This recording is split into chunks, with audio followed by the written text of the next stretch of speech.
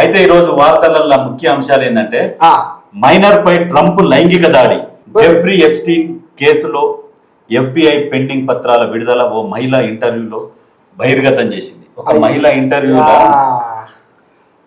Trump లైంగిక దాడి చేసినట్ట. ఏంది అనేది ఒక పూర్తిగా చదువుదాం. ఇది ఎక్కడ ఇప్పుడు చెప్తా. ఇది జెఫ్రీ ఎప్స్టీన్ కేసులో గతంలో నిలిపివేసిన కొన్ని FBI ఇంటర్వ్యూ పత్రాలను అమెరికా న్యాయశాఖ శుక్రవారం విడుదల చేసింది. 302 పేజీల సమగ్ర నివేదికలో ఓ మహిళ డొనాల్డ్ ట్రంప్ పై చేసిన లైంగిక వేధింపుల ఆరోపణల వివరాలు ఇలా ఉన్నాయి. తాను మైనర్ గా ఉన్నప్పుడు ట్రంప్ లైంగికంగా వేధించాడని, ఓరల్ చేయాలని ప్రయత్నించగా తాను ప్రతిఘటిస్తూ అతడిని కొరకగా ఆయన తన జుట్టు పట్టుకొని తలపై కొట్టాడని పేర్కొంది. వెనకటికి ఆ పిల్ల చిన్న ఉన్నప్పుడు గుంజులాడిండు. చిన్నసన్న మొగోడు ఏం కాదు, చిన్నసన్న మొగోడు. ఇప్పుడు దేశాలకు యుద్ధాలు పెడుతుండు, పంచాలు పెడుతుండు. ఈ కోడిలాగా చిన్నగా ఉన్నప్పుడే దీని గుణం అంతా బయటపడ్డది. ఆనాడే మరి గుంజులాడిందంటే ఇది చిన్నసన్న. అయితే అప్పుడు తాను 13 నుంచి 15 ఏళ్ల మధ్య వయసులో ఉన్నప్పుడు వ్యాపారవేత్త జెఫ్రీ ఎప్స్టీన్ తనను ఒక పెద్ద భవనానికి తీసుకెళ్లి అక్కడ ట్రంప్ ను పరిచయం చేశాడని తెలిపింది. ఆ భవనంలో చాలా మంది ఉన్నప్పటికీ తర్వాత వారిని బయటికి పంపించి ట్రంప్ తనపై బలవంతంగా లైంగిక చర్య చేయాలని ప్రయత్నించాడని ఆరోపించారు. ఓరల్ సెక్స్ చేయాలని ప్రయత్నించగా తాను ప్రతిఘటిస్తూ అతడిని కొరికానని, దీంతో ట్రంప్ తన జుట్టు పట్టుకొని తలపై కొట్టాడని చెప్పారు. అనంతరం అక్కడికి మిగిలిన వారు తిరిగి వచ్చారని ఆమె పేర్కొన్నది. ఇంటర్వ్యూ 2019 ఆగస్ట్ నుంచి అక్టోబర్ మధ్య జరిగినట్లు పత్రాల్లో పేర్కొన్నారు. అయితే మహిళ ఎవరనే విషయం మాత్రం గోప్యంగా ఉంచారు. బాధితురాలు ఒక సివిల్ కేసు దాఖలు చేసే ప్రక్రియలో ఉన్నట్లు కూడా FBIకి తెలిపినట్లు నివేదికలో ఉంది. అదే నాకు అర్థమైంది కానీ చిన్నగా ఉన్నప్పుడు ఎవరినో అప్పుడు ఆ పొలాన్ని గుంజులాడి ట్రంప్. అవును, కాంపు. మరి ఇప్పుడు ఈ కాంపు మీద మరి ఇప్పుడు చర్య తీసుకుంటారంటవా? ఇప్పుడు ఆయనే రాజు, ఆయన మీద చర్యలు ఎవరు తీసుకుంటారు? ఇవన్నీ ఏం చేస్తారంటే దిగిపోయినాక చర్యలు ఉంటాయి. ఓహో, ఇప్పుడు ఏముండదు. వైట్ హౌస్ ఏం చేస్తుంది? ఇప్పుడు ఆయన ఏ తప్పు చేసినా కానీ ఏముండదు. ఇప్పుడు వైట్ హౌస్ కూడా ఏమంటుంది, వార్తలను ఖండిస్తుంది.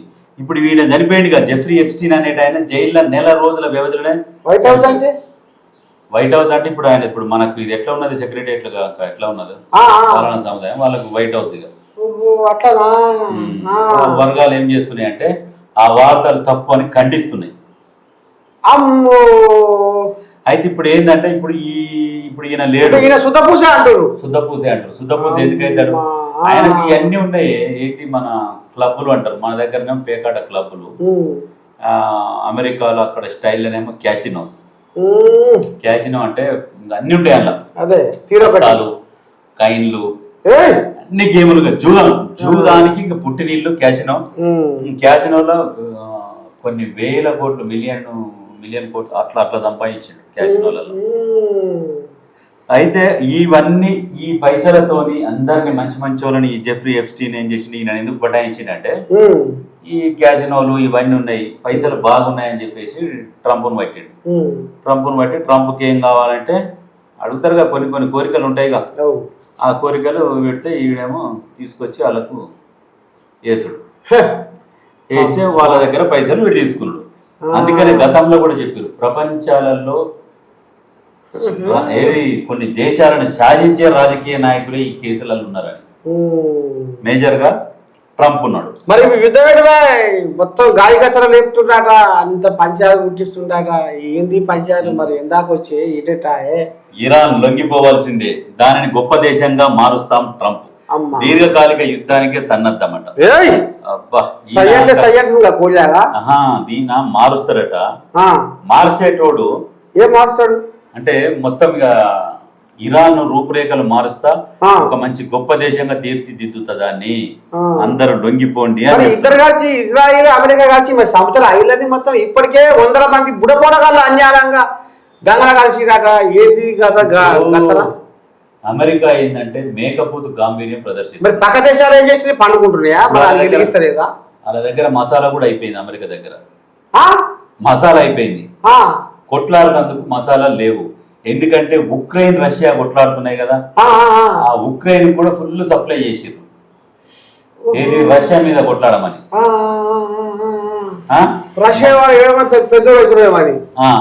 మొన్న ఇరాక్ గాజా పట్టి మీద ఇజ్రాయెల్ దాడి చేసిందా గాజా మీద, అప్పుడు మొత్తం బాంబులు సప్లై చేసిండు వాళ్ళకు. ఇప్పుడు ఇజ్రాయెల్ దగ్గర సరిగ్గా లేవు, అమెరికా దగ్గర ఐఫోన్ వచ్చినాయి. ఇప్పుడు ఇరాన్ ఏమో మేము జస్ట్ ఇవి శాంపులే తీసినాము, జంగు పడుతున్నాయి బయట పెట్టినాము, ఇవి అసలైన ఇంకా మా దగ్గర ఉన్నాయని ఇరాన్ అంటుంది. ఇరాన్ ఎక్కడ కూడా లొంగుతలేదు. ఇప్పుడు ఇంతసేపటికి ఏమంటున్నా మీరు లొంగిపోండి, మిమ్మల్ని అభివృద్ధి చేస్తా అనే ఈ డొంక తిరుగుడు మాటలు మాట్లాడుతున్నారు. ఇప్పుడు ఇరాన్ మాత్రం ఎక్కడ కూడా తగ్గుతలేడు. దుబాయ్, ఇప్పుడు అరబ్ కంట్రీస్, పశ్చిమాసియాలు మొత్తం ఏమేమి ఉన్నాయో అక్కడ అమెరికాకు సంబంధించిన ఏమున్నాయో వాటి మీద దాడి చేస్తూనే ఉన్నాడు. ఇప్పుడు కమేను చంపినాక కమేను ఉండే ఆ కింద ఏదో బంకర్ లో కూడా పొతం పెట్టిందట ఈ ట్రంప్ గారు. ఏం పొతం పెట్టినా ఇప్పుడు వీళ్ళు పొతం పెట్టిన అయితే వాళ్ళు ఏం చేశారంటే యుద్ధ విమాన బొమ్మలు ఉంటాయా, యుద్ధ విమానాలై బొమ్మలై ఫోటోలు వేసారు. సిమెంట్ ఖర్చులాగా పెద్దగా చేసి పెద్ద పైనుంచి చూసే శాటిలైట్ నుంచి అది యుద్ధ విమానమే అనుకోవాలి. అట్ట బొమ్మలు వేసి పెట్టారు ఇరాన్ వాళ్ళు. ఈ బొమ్మల మీద దాడి చేసిండు.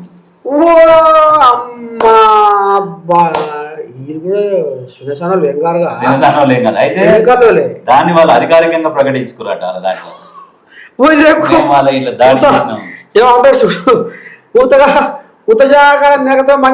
కదా. కానీ వాడిని పిచ్చోడు చేసిండా చేయలేదా? చేసిండు. కానీ ఏ కోణాన చూసుకున్నా అమెరికా సైలెంట్ గా వెనుదిరిగే పరిస్థితి వచ్చింది. కానీ ఇరాన్ కు సపోర్ట్ ఉండాలి. ఒక దేశ అధ్యక్షుడిని దాడి చేసి చంపే హక్కులు ఎవరిచ్చిర్రు? నువ్వు ఏదన్నా ఉంటే భూతల యుద్ధాన్ని నువ్వు కొట్లాడు, నువ్వు చేయొద్దాను ఐక్యరాజ్య సమితిలో పెట్టు, తీర్మానం చెయ్యి, ఏదన్నా నానా రకాలుగా ఇబ్బంది పెట్టు. కానీ నువ్వు దాడి చేసి ఆ మనిషిని చంపి నువ్వు వాళ్ళకి స్వేచ్ఛ ప్రకటిస్తేందుకు నువ్వు అవని అమెరికాలోనే స్వేచ్ఛ సరిగ్గా లేదు ఎవరికి. ఇప్పుడు అంటుండే ఇప్పుడేమో అవి సమానం అయిపోయినాయి. మరి ఒక మాట, అప్పుడు ఉక్రెయిన్ కు రష్యాకు యుద్ధం అయినప్పుడు ఈ కాంపు గారు అవి పంపిండు, ఏ సరుకు సామాన్ పంపిండు ఉక్రెయిన్ పంపిండు. మరి ఇప్పుడు రష్యా వాళ్ళు ఈ ఇరాన్ వాళ్ళు పంపపోయిర్రు, ఇది రకం మట్ట సంఘం మాట్లాడుకుంటారు అవుతుందా కథ? మాట్లాడుకుంటారు అవుతుంది.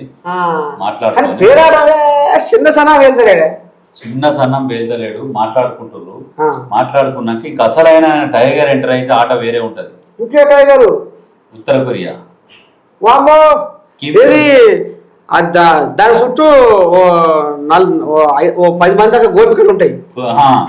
దానికి ఎప్పుడు గోపికలే ఉండాలిగా. అందరికి ఉండాలి గోపికలే. దీనికి ఎక్కువ ఉంటాయి గోపికలు, ఎక్కువ ఉంటాయి. కానీ బయట రుబాబుగా ప్రచారం చేసుకుంటే తిరుగుతాడు. అది గట్టిదా? గట్టిది కాదు, రెచ్చగొడుతున్నాడు. నువ్వు దమ్ముంటే నన్ను గెలుక్కో అమెరికాని వేసనే ఉన్నాడు.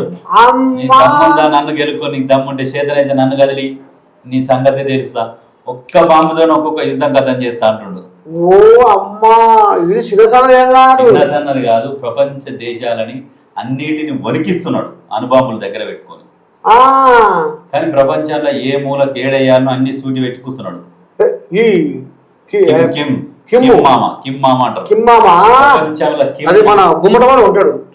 ప్రపంచంలో పేరు తెలియని లేదు కిమ్ మామ పేరు.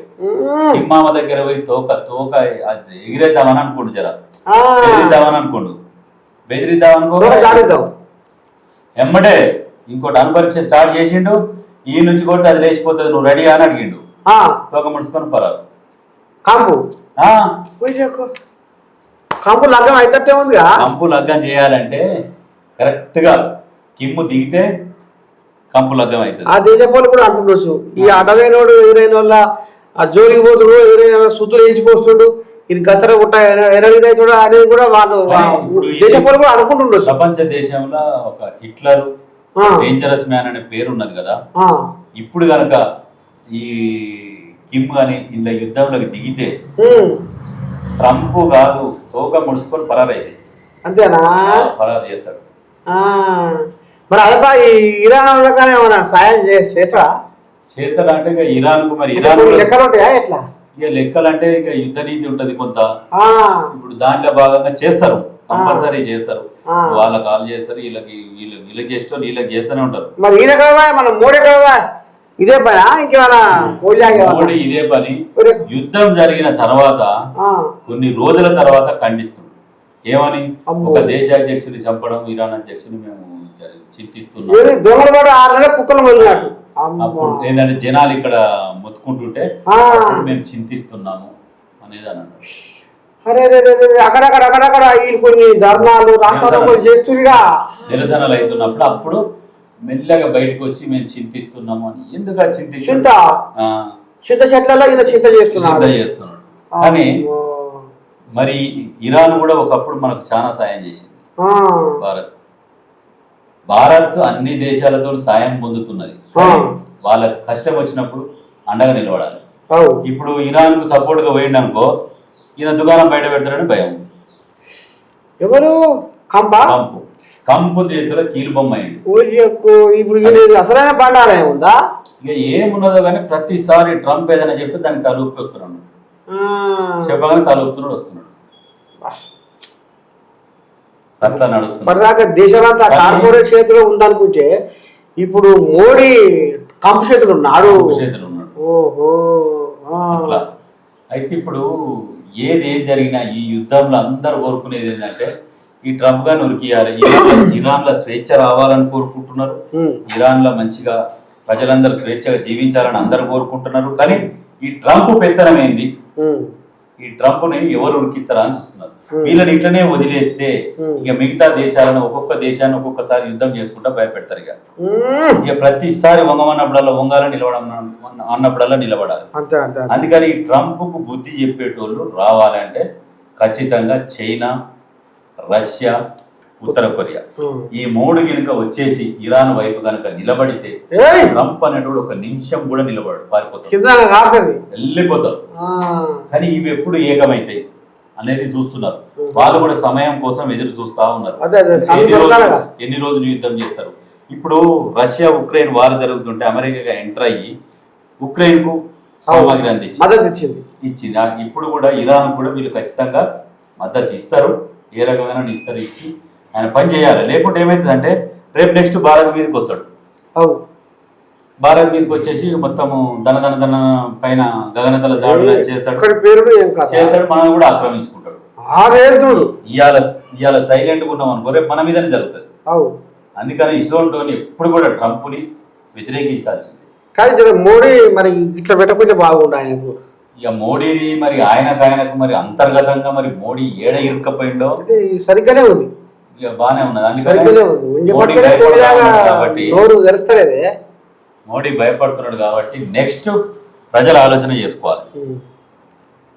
ఎటు విధ్వంసం మామూలు ఇరాన్ మిలిటరీ అకాడమీ భూగర్భ బంకర్లను పేల్చివేత, బహ్రెయిన్, సౌదీ, ఇజ్రాయెల్ ఎంబసీలపై ఇరాన్ క్షిపణుల దాడి, బహ్రెయిన్, సౌదీ, ఇజ్రాయెల్ ఎంబసీలపై ఇరాన్ క్షిపణుల దాడి, ఇజ్రాయెల్ అణు కేంద్రం పైన అటాక్ వేస్తూనే ఉన్నారు. ఇరాన్ ఎక్కడ తగ్గుతలేదు, ఇరాన్ మాత్రం అసలు తగ్గుతలేదు.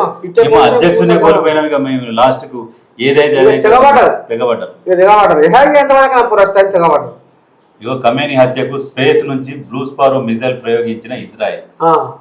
స్పేస్ నుంచి మిజైల్ ప్రయోగించినట్టు ఇజ్రాయెల్ వీని దగ్గర చాలా టెక్నాలజీ బాగున్నది. ఆ టెక్నాలజీతోని ముసాద్ అనేటోళ్ళు తిరుగుతారు వాళ్ళ టీం. ఆ ముసాద్ కనుక టార్గెట్ చేస్తే నువ్వు భూమి కిలోమీటర్ పొక్కల దాచుకున్నా ముసాద్ వేయాలనుకుంటే వేసి వెళ్ళిపోతుంది. అంత ఉంటది. ముసాద్ ఉంటది. వాళ్ళ టీం బయటికి వెళ్ళిందంటే ఎవరిని నెయ్యాలంటే వేరే దేశం పోయి కూడా వేసి వస్తారు. వీళ్ళు ఫ్రీగా మంచిగా తప్పించుకొని వస్తారు వేసి. అంత టెక్నాలజీ ఉన్నది వాళ్ళ కాడ. ఇగో రష్యా నుంచి మళ్ళీ ఆయిల్ కొనుగోలు ప్రారంభించిన ఇండియా. బంద్ పెట్టిండు. ఇప్పుడు ఇక్కడ యుద్ధం జరుగుతుంది, ఇక్కడ బంద్ అయినాయి. రష్యా నుంచి కొనుక్కుంటుండు. ఇప్పుడు రష్యా కూడా ఏమనాలంటే ఇప్పుడు నిజంగా నాతో తీటోడు ఉన్నాకు నేను ఇప్పుడు మీకు అమ్మనా అంతే. మరి అంతకుముందు ఏమో రష్యా మేము తక్కువ ధరకు ఇస్తాం కొనుక్కోర్రి, భారత్ మిత్రదేశం కాబట్టి అని మంచిగా చెప్పింది. చెప్తే వచ్చిండు కొంటుంటే ట్రంప్ వచ్చి వాళ్ళ దగ్గర నువ్వు ఆయిల్ కొనొద్దు పని చేయాలని పని చేసి. మరి ఇదేంది? ఎన్ని కథలు ఉన్నాయి. ఇప్పుడు అక్కడ ఆయిల్ అమ్ముతలేరు, రష్యా నుంచి కొంటారు. ఇది లేకపోతే ఈ లోకం అంతా ఎగమాడతారు. ఇప్పుడు రష్యా నుంచి ఆయిల్ కొంటుండంటే మన ప్రజల కోసము త్యాగం చేసి ఆయిల్ కొంటుండని కాదు. వాళ్ళు కొనేది 10 రూపాయలకేమో కొంటారు, మనకేసేది 100-120 రూపాయలకి వేస్తారు. 10-20 రూపాయలకు కొంటారు, 120 రూపాయలకి వేస్తారు. ప్రతి పెద్ద వ్యాపారం ఏంటంటే ఆయిల్. నిత్యం వచ్చే ఇన్కమ్ అది. మన కోసమే త్యాగం చేసి కొంటలేడు, రోజు రొక్కం, పైసల కోసమే రోజు రొక్కం. ఇక రోజు రొక్కమే. ఇక ఈ అంబానీ కోడియాగాలు అదాని కోడియాగాల మేపుతాడు, మళ్ళీ ఎలక్షన్ల ముందర ఆ కోడియాగాలతో మళ్ళీ ఈయన తిప్పుతాడు అంతేనా? అంతే. బా